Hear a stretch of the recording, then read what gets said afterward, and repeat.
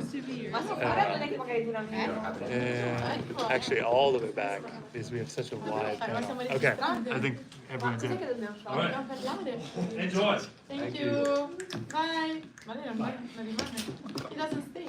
Good evening and welcome to our fourth TOK panel. Our TOK talk today is around the prescribed title, Do We Underestimate the Challenges of Taking Knowledge Out of its Original Context and Transferring it to a Different Context? The idea is to discuss with reference to two areas of knowledge, although this evening I think it will be great if we can consider as many areas of knowledge as our panel wishes to talk about, and that allows students interested in the question to consider different options that they might want to explore for this question. The first word that interested me here is the word we, right at the beginning. Who is the we asked about in this question? Does anyone have any thoughts about that? Would anyone like to open up?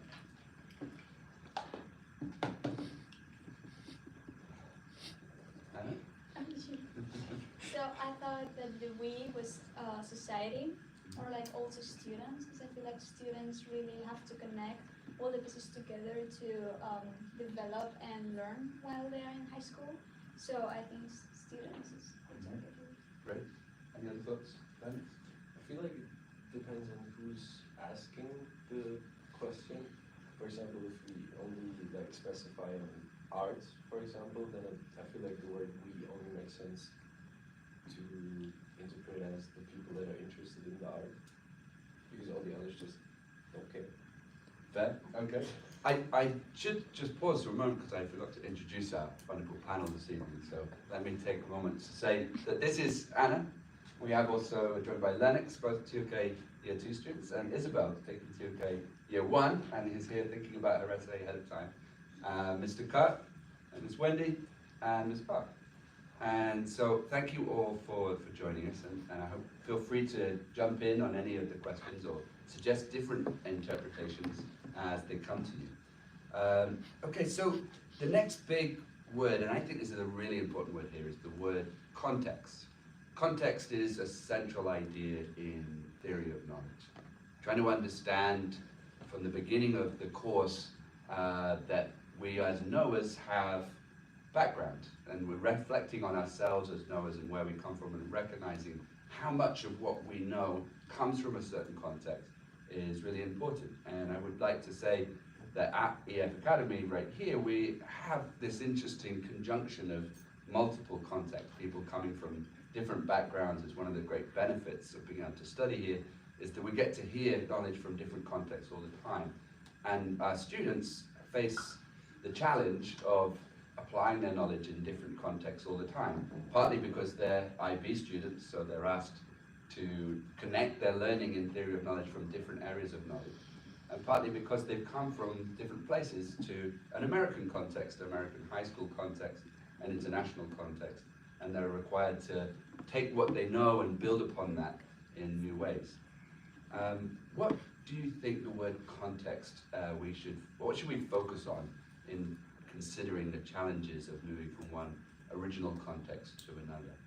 I would like to step in next. Well, can I just go back to the we for a minute? Because to me, in between the we and the context is the idea of knowledge. And I think when I first read this, this question, I was assuming a level of education, you know, and we're talking about students, and Anna said, you know, society and specifically students. And I think that we shouldn't forget, you know, that knowledge comes from all different types of education, right? And so we're not just talking about the context of school or college or knowledge that comes out of books and classrooms. And so I think that idea of knowledge is pretty broad, and to not narrow it to, you know, an educational setting, I guess. Yeah. I agree. Because for me, like when I think of the cultural context, to me it's the background and the language.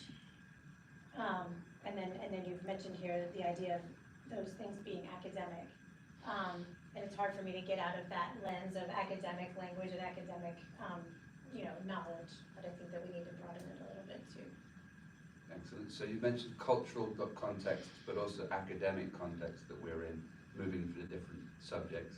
I wanted to mention we talked here about the idea of a TOK moment where students are encouraged to make connections between different subjects, maybe to apply knowledge that they've learned in one classroom and apply that in another.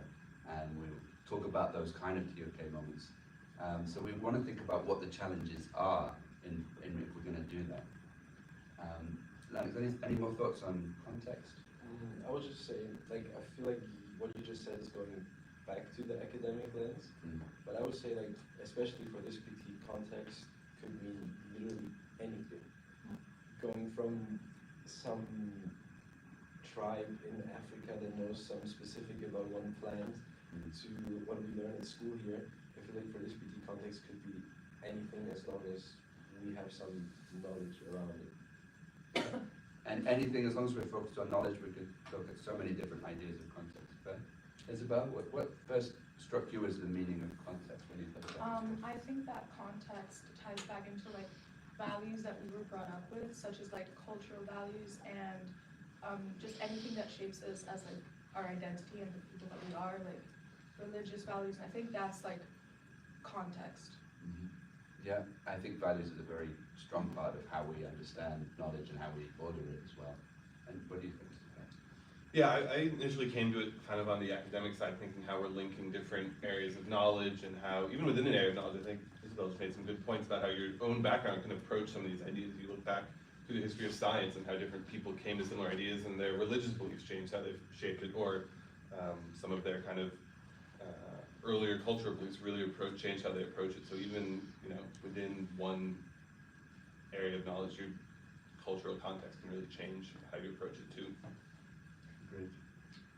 So when Anna initially said students, so first society and then students, I kind of contrasted it to my initial thought when I read the questions. I was coming at it like, oh, researchers would approach things within this context, right?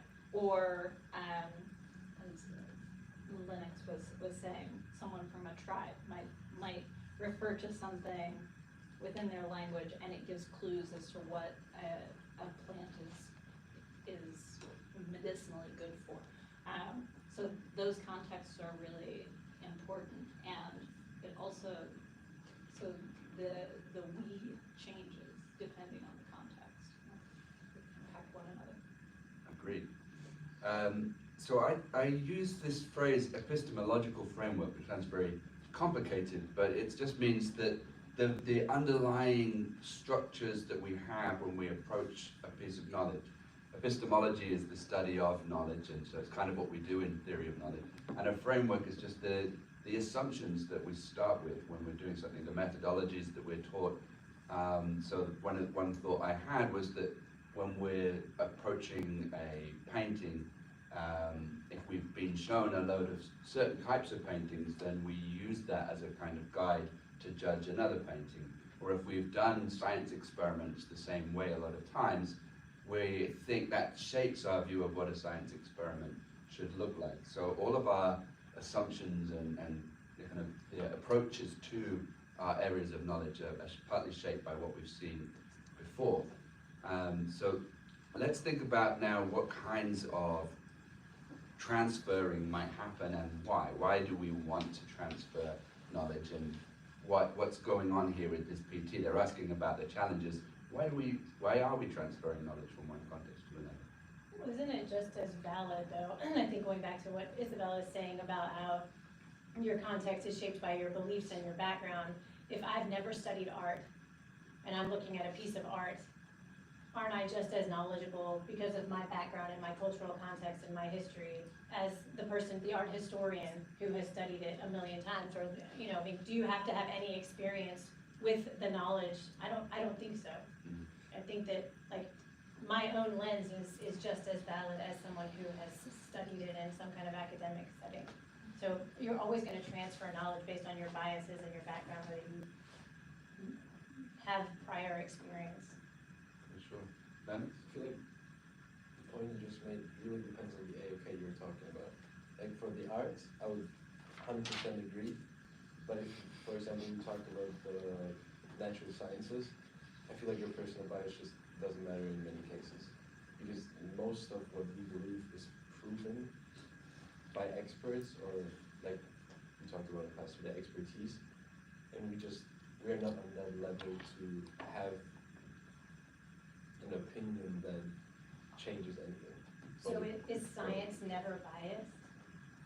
It's not, you're twisting my words now. No, I'm just asking, I wasn't in class today, so like, and I'm not a scientist, so No, do you just- believe that like scientific data has inherent bias in it, or is it hard and fast? I would say it has bias in it. It just depends on what you're talking about in natural sciences. Like I would say we have some facts proven that will be in a long time never be disproven. I won't say never disproven, but in a long time. And I would argue we have, of course, some facts that we can change tomorrow. It just depends on how you look at it and what you look at. I think the hard thing for those facts that, I totally agree, there's definitely stuff that we think is as true, which I don't like, but like as confirmed as we can have it today, but it's one of those things that you don't know which ones they are.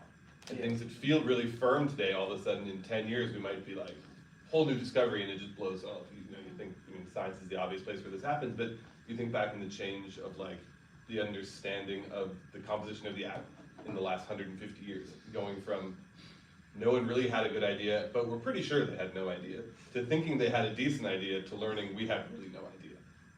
And back and forth and back and forth. So it's, the hard thing is always with those, is you can't tell what the stuff is. The stuff that you feel confident about, that you're like 2 big discoveries away from it just falling apart, and what, you know, does feel like we're, at least for a pretty long time, close technologically to understanding it as we can get. That's always the hard thing.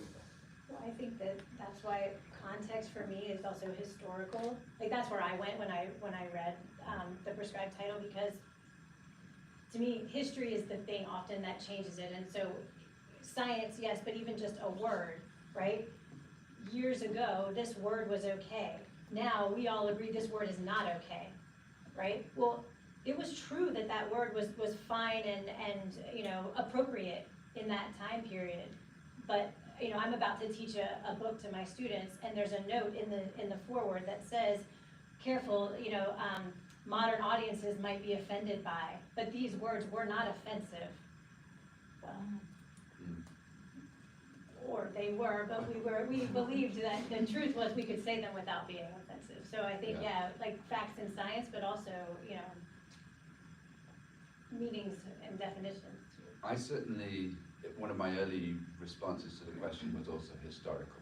I thought about the arts, but also about history and how we see those things so differently now to how we once did.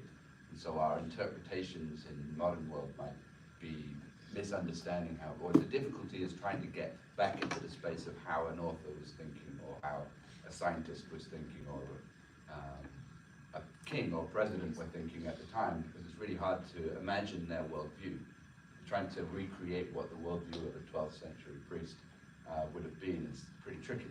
What would have their beliefs look like? How did it feel to be alive in those days? It's really hard to construct. Let's ask the question really directly now. The PT says, do we underestimate the challenges of taking knowledge out of its original context? I'd like to just ask, what do you think? Yes or no? As simple as that. How many, let's have a vote. How many people would say, yes, we do? How many people would say, no, we do not? Okay, interesting. I would love to hear Mr. Cartman's part, why you say no. Sure, I mean, I think one of the things that jumped out to me when I was starting to think about this and really thinking about, you know, the people and the ideas that have really successfully been able to bridge knowledge areas and come between contexts. I think when there are those people, writers, scientists, they often get recognized for that ability to connect these areas that many others might feel are really disconnected. And really being able to step outside of where, you know, if they started in this area and really made big gains in other areas, they're recognized for that ability to be like, wow, look at this person, they've, you know, not mastered, but they've excelled in this area, but also been able to jump over here and kind of replicate that success in a whole new area. And so I think people who stay in their areas get obviously like that level of recognition, but oftentimes the people who really stand out, or the ideas that really stand out, are those ones that are able to kind of bridge the gap, because I think people understand the challenge of kind of tying sometimes disparate areas of knowledge together. So that ties in with our PT number 2, which was about specialists and generalists. So your claim is that we don't underestimate this. In fact, we give great acclaim to people. I think who often, yeah. are I mean, able to sometimes we do, but I think overall, I think a acknowledge. lot of people who, and thinkers who rise to that level are people who have managed to really bridge between different disciplines. What do you think? I hadn't thought about it that way, but I think that I'm thinking about it in a similar way, because to me, if we answer yes to that, like, how will we progress as a society? Don't we always have to be, to me, I thought about the Me Too movement, right? And so like, that's something in our lifetime where we are challenging the meaning of language, the meaning of behavior, the way that things are interpreted, laws. People went to jail, because of a movement. And if we say, it's hard to take knowledge out of its context. We're never pushing forward and progressing, and that's hard, and it's not done, right? And so I can look back at a movie that I watched when I was a teenager, and I can be appalled by it, and I was totally fine with it, and I'm the same person. So, hopefully. But, I'm in the same body, right? So I think that, I hope we don't underestimate the challenge. I think that's one of the reasons that also so many areas, the progression of knowledge has accelerated so much, is there's so much more focus and ability for the kind of intermingling of areas of knowledge that push different areas together. So, the creation of kind of combined fields like biochemistry, or a greater focus on sort of the marriage between religion and history, all of these ideas, the more interconnected you get, little discoveries here, that pushes something over here that if we just kept them siloed, never would have interacted in a way that kind of creates new knowledge. I think it's really helpful that both of you have emphasized the benefits of taking knowledge out of one context for another, and I think that's one thing that could be discussed in this. Thanks. I just feel like, for me personally, I think we generalize it too much and don't specify it for the specific case. Like, for example, we had in our class discussion today, we brought up Lunar New Year and how we just take Lunar New Year from the Asian culture and put it at the F Academy, and everybody thinks like, oh yeah, we're fine and we do everything perfectly. But in fact, we don't do everything perfectly. And for example, Ayami brought up in class today that in Japan there is no Lunar New Year, but at the F Academy, Japan had a Lunar New Year. So I think it depends really on what context, like the PT said, we focus on to answer yes or no. That's great, and that starts to bring up certain challenges. So one of the words in the PT is it implies that we should talk about what the challenges are. If we were to describe that challenge, you could say it was misunderstandings or ignorance, or the kinds of things that people might not recognize because they don't come from the original context. So, one of those challenges is that if we've approached a problem or some area of knowledge that we want to grow with a certain set of tools, then we're going to rely on those tools over and over again, right? And so we might need to change the tools. I was listening to a podcast recently where there have been really big discoveries in the area of microbiology because they found a lot of new viruses. And the reason why they found new viruses was because they saw something that was acting a lot like a virus, but didn't look like a virus. It was much too big. And so the way that they had defined viruses before was something that was exceptionally small. And they had used a strainer to find viruses. but as it turns out, the strainer was too small to find viruses that exist now. So the tool wasn't appropriate, right? So again, if we have to change the context, we have to look at it through another lens, that might be a big challenge. And I don't even know, if you don't know that the tool exists, how could you not underestimate? Right, which is kind of what I was getting at earlier with there are these things that we are pretty confident about, what's a virus, Yes. that a couple of years later you're like, yeah, I guess we were completely wrong about it because we just didn't have the right tool to really answer the question. Yeah, exactly. We didn't know that we needed the tool. Yeah, exactly. Excellent. Any other thoughts about what challenges might we want to talk about? Anna or Isabel? What might be the challenges of the transferring? Yeah. I think another big challenge that definitely is like evident is the fact that if something is presented in like a certain language per se, it's very difficult to directly translate this because many languages, like the way they communicate and they're like perceived, not even just as a different vocabulary, like the meaning of words, they don't even exist in other languages.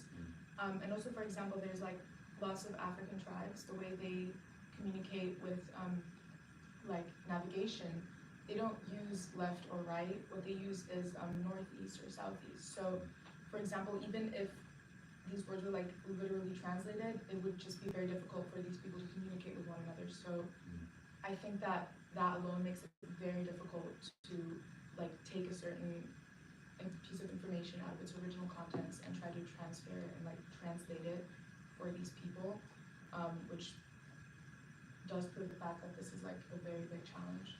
Yeah.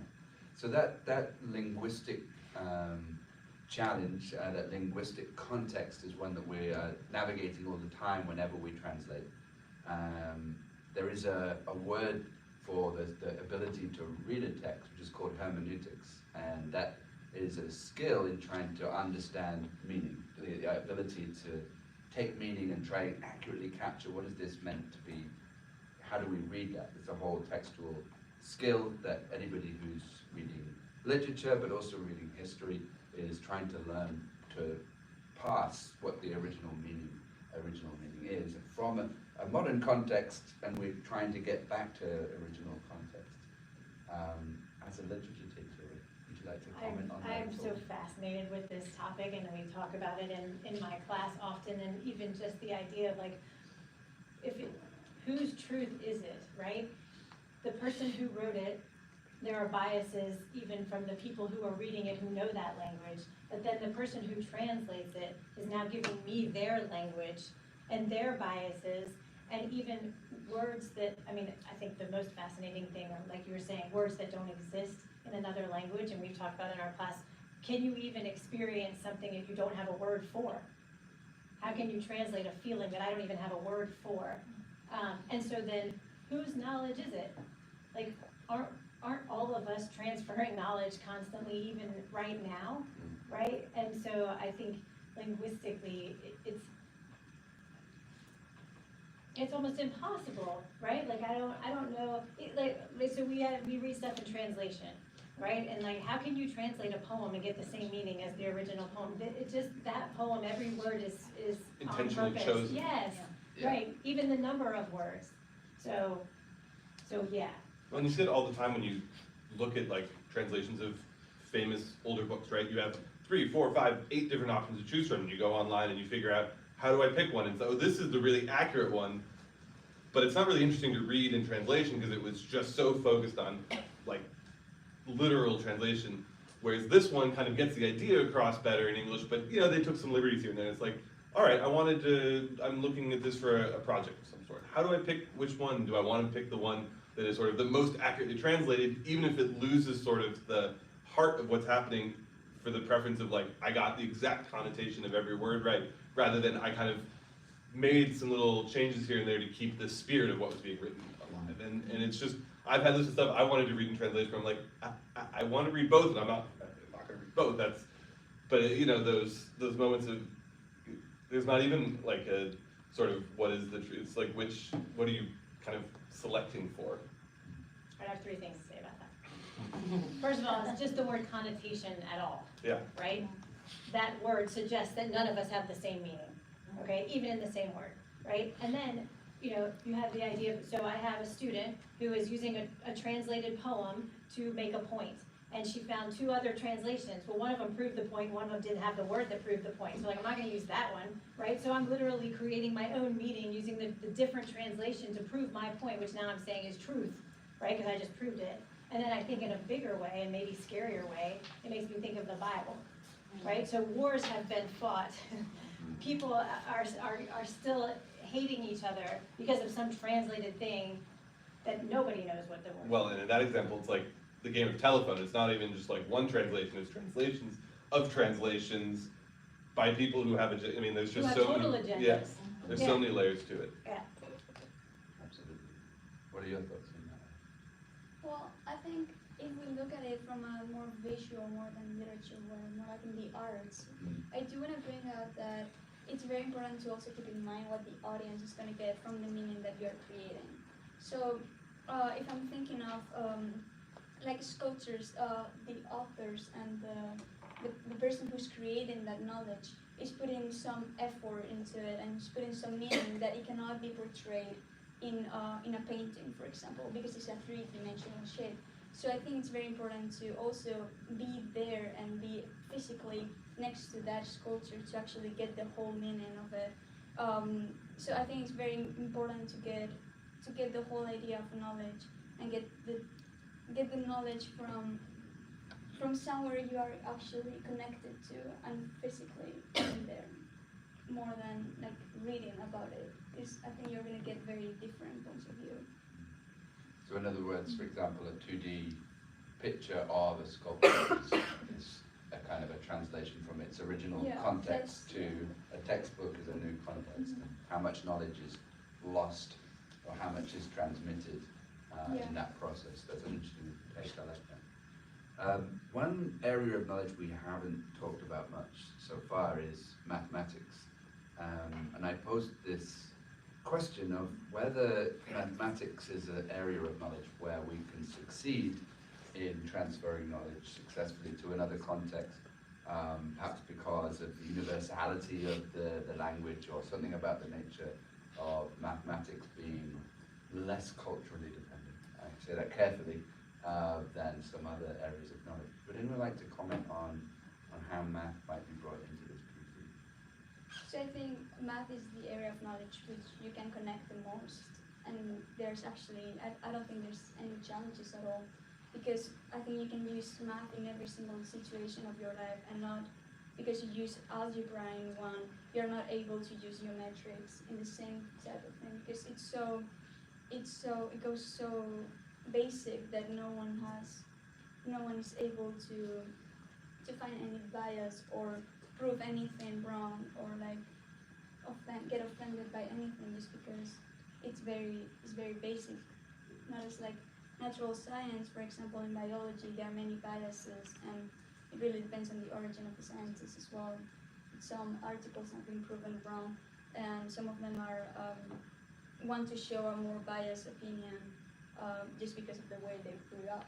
So I think mathematics is an area of knowledge where there's no challenges. Agree, disagree? I think Lennox said it. I'm just thinking, because for me, like, what I'm going to say, the original context is kind of, because I thought of like how it's being taught to you, because we only understand that because it's being taught to us.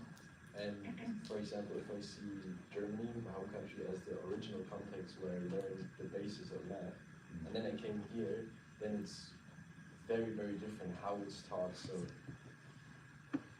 I feel like we, in Germany, like we get taught differently, and we get taught different techniques, even sometimes different formulas to get to the same result. But I feel like the challenge is still how it's being taught to you, how the knowledge is given to you. And also as well, the way that you use that knowledge to create something new. I'm thinking about my math IA, for example. I have this whole knowledge of mathematics. Now how am I going to use it? And that also relies on your original concepts and how you face those, like future plans or futures with mathematics as well, the context of physics. I have a lot of thoughts on this, and I think I might end up arguing against myself. So on one side, historically, it's really fascinating how different cultures have come up with similar ideas within mathematics at the same time across the globe, without being able to communicate with one another. Like these ideas that are quite universal are developed around the same time in Mesoamerica, in China, and it seems like they're just popping up when they are appropriate, right? So there's one way that yes, we could consider this to be a bit universal, and it does transcend cultural boundaries. But also, within mathematics institutions, one of the criticisms is that there's quite a bit of gatekeeping with mathematics, and some of you might have run into this, where sometimes mathematics just seems inaccessible because it's kind of laden with all of these really difficult terminologies and ideas that are really abstract and difficult to approach.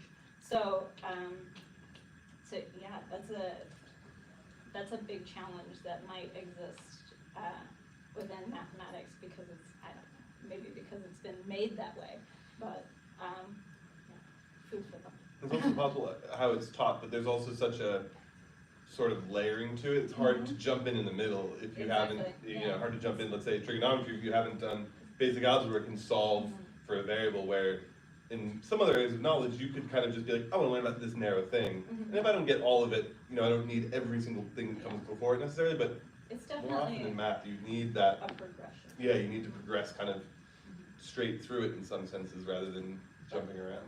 One of my big criticisms is when textbooks that are supposed to be introductory use notation and don't write it out in words, because how are you supposed to know how to talk about it? How are you supposed to incorporate that into your knowledge if you don't have a way to talk about it? I'd like to move to the area of knowledge of history now. There's one that we said feels like it goes quite closely with this PT. It's not necessarily the one you will have to choose, but I think we should definitely discuss it for this PT. One obvious interpretation of context, original context, is for history. So would anyone like to comment on thinking how they would, or what kind of examples they might bring in if they were to talk about this within the context of history? I think what Lennox said is a good point, that I guess, maybe this is too general, but I think that you can only acquire knowledge of history if you're taught. Like you're saying, like math, I don't think you discover that, probably, mostly. And all teaching, I think, is political. So how could you transfer any knowledge, any historical knowledge, without someone having done that to you? I never thought about it with math before, but you're right. If someone's teaching it to you, that's political, that's biased, that's their truth. So I think history is the challenge, and the teaching of it makes it even more challenging. Whereas I think a piece of art, I can obtain some sort of knowledge from without having been taught. What are the challenges in history? What are we trying to do? Yeah. I feel like in history we have so many challenges. Like, for example, the translation part from before, we have the different curriculums in different countries and different parts of the world. We have the cultural aspects, like we talked in class today about the British Empire, how it's taught in Great Britain and how it's taught in other countries outside of the British Empire. I feel like in history we have so many challenges that are just, we cannot fully learn the history because we cannot know everything. And we cannot know everything as well, because there's many pieces of information that are missing, that have been burned or have been disappeared. And I feel like that makes it even harder to connect and try to transfer knowledge, since we don't really know what really happened. And so much of what we think we know is built on, it's kind of that same thing we were saying earlier, we know this chunk that we have, and we have no idea, we know that there's stuff missing, like we know we don't know everything, but we don't know how much is missing. There might be huge areas that just none of it survived, and we were like, oh, well, this civilization never had this piece of technology. There's no evidence that it came, but they may have had it, and just for some reason or another, none of it survived, and we just have no way of knowing either way with it. But I mean, you're totally right, Lawrence. History just has lots of different, it's a very inferential system. You have to just kind of look at the dots you have and kind of figure out what line looks best until some other piece of information comes along and you're like, I guess that line wasn't actually good at all, and you have to totally, I mean, this happens all the time for history that, you know, we learned in school has just even changed dramatically in the, 20 or 30 years since we've been in school, when you're in school, just over, small, even what sounds like a small discovery that just totally turns history on its head. Well, and aren't all the dots that you have given to you by someone else? It's their dots, and. Depends who you are. Because you said it, I thought it was interesting that you said that like you can only gain knowledge in history of being told it, because someone out there is creating knowledge in history, right? They're going into the ground, I mean, they're kind of rediscovering it, but they're going into the ground, they're going into books and connecting dots. Like, there is history being knowledge being created in history. It's just. Well, and maybe dates and time periods and artifacts, I think you're right, are indisputable and from the ground and are being discovered. But how those are interpreted, I mean, you're saying within countries, I'm saying within a school. I was thinking of this country, you learn something in the South is very different from what you learn in the North. You walk down the hall, that history class might sound very different, so I think the interpretation of those things from the ground aren't ours. Yeah, like I would even bring up the point, like, I would say it's impossible to have a universal history, even from things like we lived through, like the COVID pandemic. What I'm gonna say about the COVID pandemic is gonna sound different from someone else, because I just lived my life and not theirs. So there's never gonna be like a universal history, because we always have our personal bias. Whatever we get taught or we learn on our own, we always have our personal bias.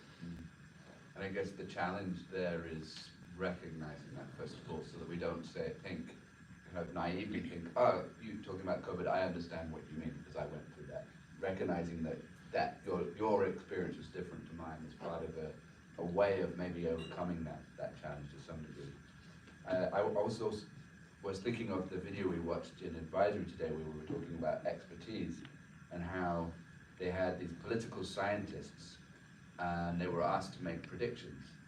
And what the problem that they faced was that their knowledge was based on previous context. For example, they were asked to predict whether George Bush would get re-elected, the first George Bush, things like that, or whether Quebec would separate from Canada. And the thing is that they're supposedly experts. They have PhDs in political science and these things, but their predictions were terrible. And why? The video explored that, and it said it's because these are not repeatable experiments. History goes forward, and we try all the time to learn lessons from past history.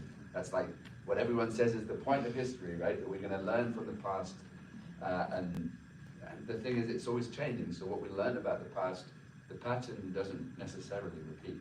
We can look for patterns that often they're not really there. So that seems like a big challenge to me. Should we move to a new area of knowledge? What area of knowledge would you like to talk about, or what would you choose to talk about and why? Anyone like to do a different one? Yeah. Human sciences. Mm-hmm. I think there are many aspects within human sciences that can be related and knowledge can be transferred. And there are some that really, so share with me. Yeah, please. Yeah, let's hear it. So, for example, with psychology and economics, I found that there's, with psychology and geography. So I found that there's a huge challenge when talking about migration, because migration is a topic that both psychologists and geography both explore. So, for example, the Indian Ocean tsunami, earthquake that happened provoked and made people migrate from many countries due to that earthquake. But for example, the westward expansion in the United States, people moved and migrated because they wanted a better life. So that's a more psychological way to look at migration. Whereas this other example, the tsunami, is more a geographical way to look into. So both deal with migration and people moving from one place to another, but in one of them you can explore it with one area or with another one. So the two academic disciplines are looking at the same theme or topic of migration and seeing things, or giving different explanations of those phenomena, of that phenomenon. Yeah. Okay. But one of them is more like, this is just geographical. People moved because there was a tsunami and everything was destroyed. And the other one was because people moved geographically and they moved to another location because they wanted a better life. And do you think we can transfer knowledge from psychology to geography or vice versa? Yeah, from psychology to geography. So In other words, to improve our geography. Yeah. Transfer, I understand. Great. So just to clarify, the point is the two different motivations leading to changing their locations. Yes. So it's very confusing, but what I'm trying to say is that migration is something that geography really looks into it, and scientists really look into that.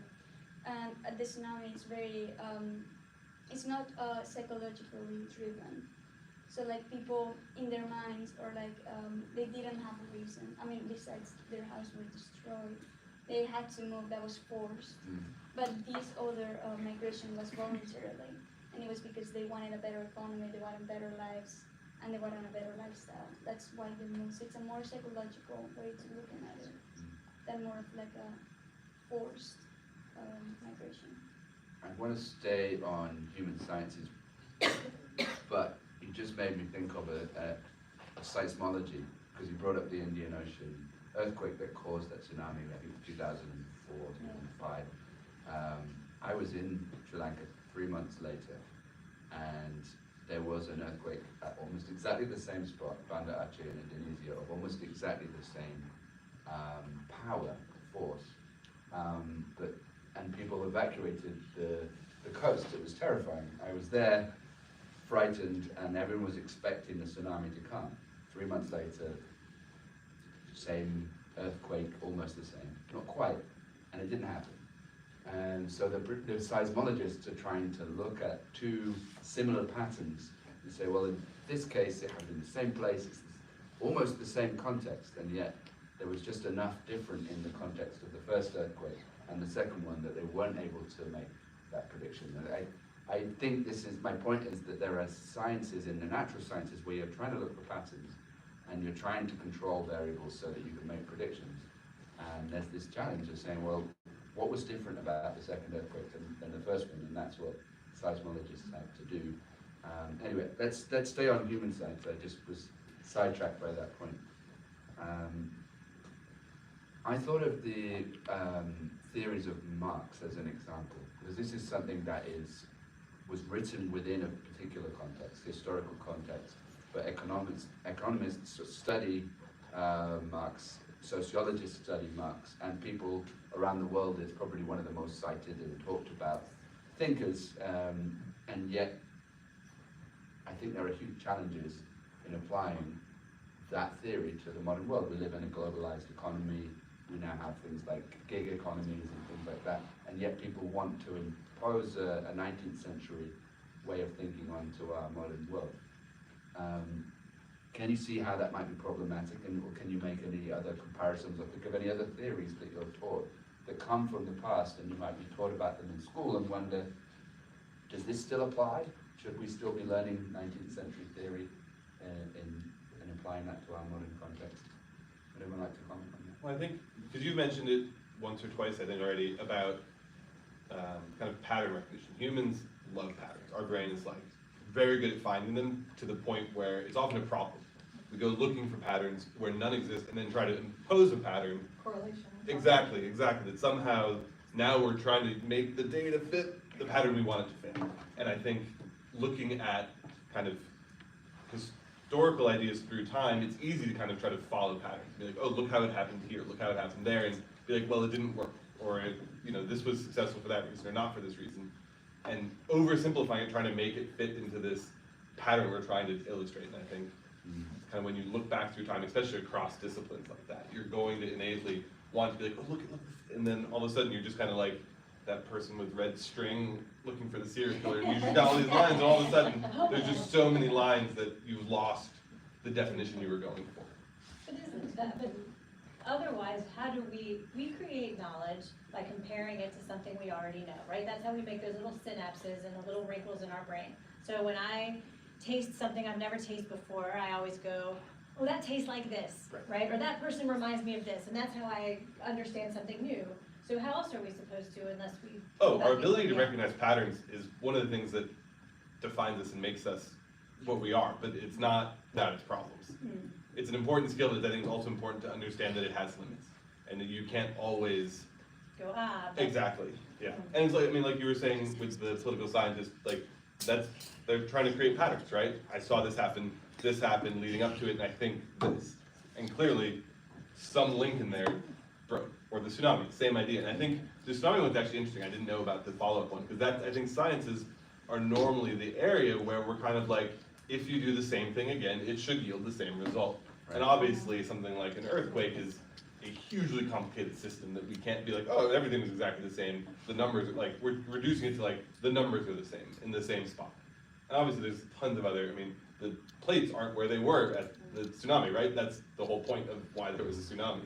Yeah. But it's, that's one of those ones that you wouldn't really say to people who were fleeing after the same incident. You wouldn't be like, yeah, you misread that situation. We'd all be like, yeah, that makes sense. Like, that was really bad last time. You've got a warning for it this time now that you've seen what happened. Like, yeah, that was sensible. The evacuation was sensible. Yeah, exactly. You wouldn't look at it and be like, no, you've kind of gone too far on that one. That was just one where, I mean. It's also a logarithmic scale, so right. 8.7 and 8.8 are actually not that close. Right. Yeah. So one of the things that I always talk about when I teach correlation and how correlation and causation, you have to keep both of them in mind. So definitely we can draw a conclusion that people migrated because of a tsunami, right?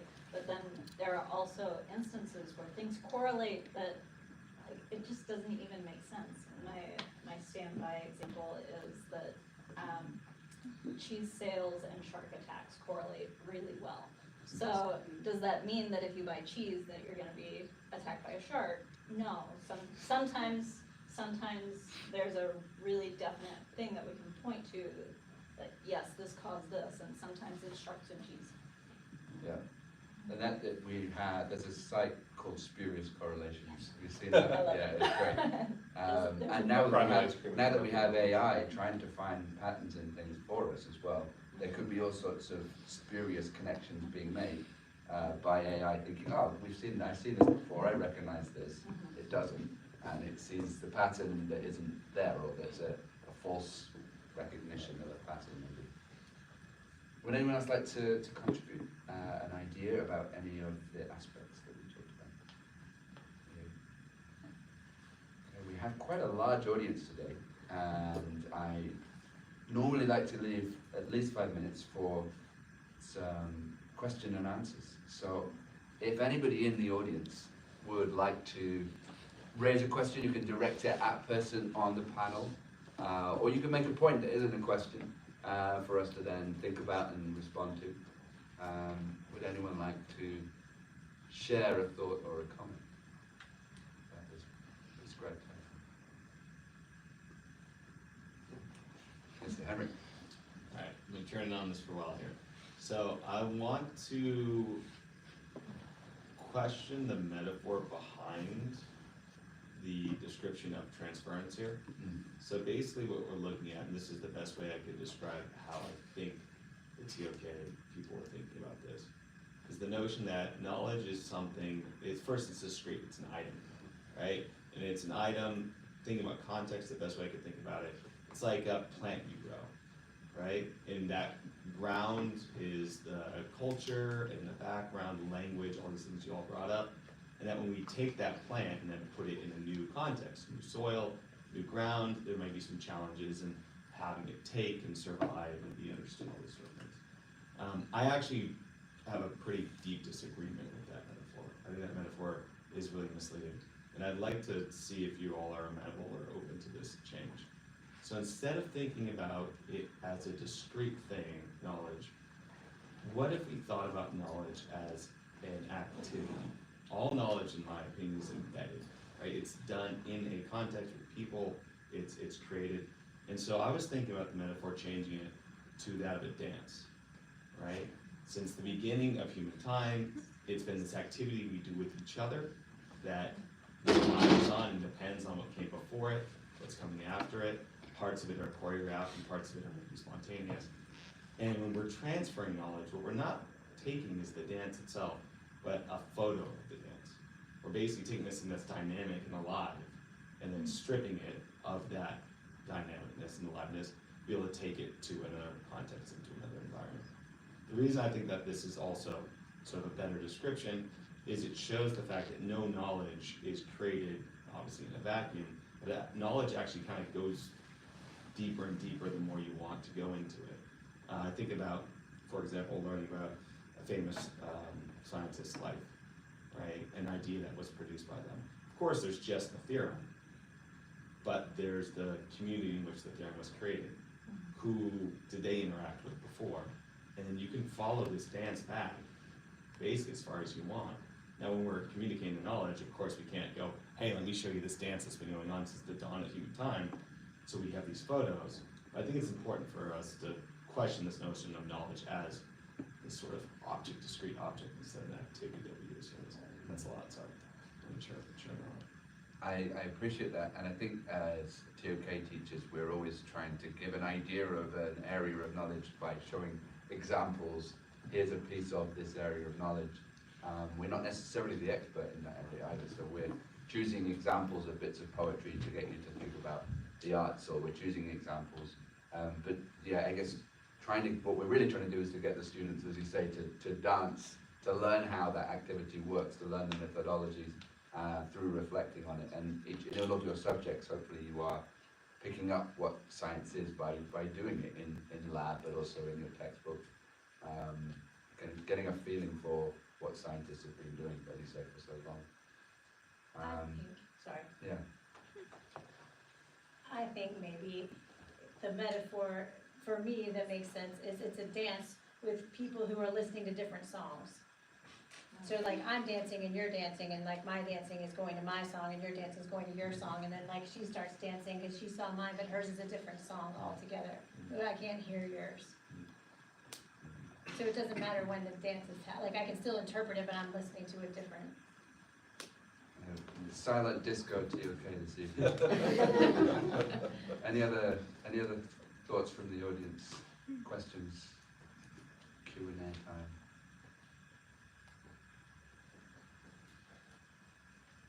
Anyone on the panel like to make a final comment? Right. I think in that case we are ready to say thank you to the panel for coming and for sharing, and thanks to all of the audience. Well done, everyone.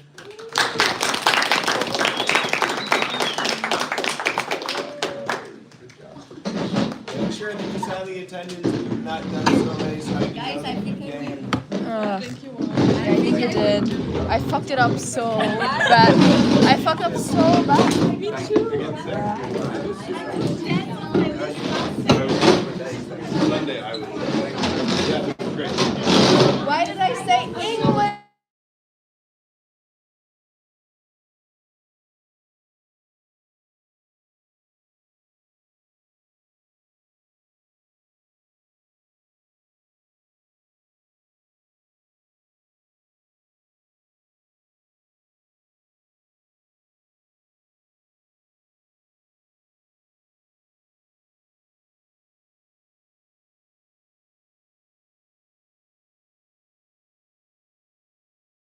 Yeah.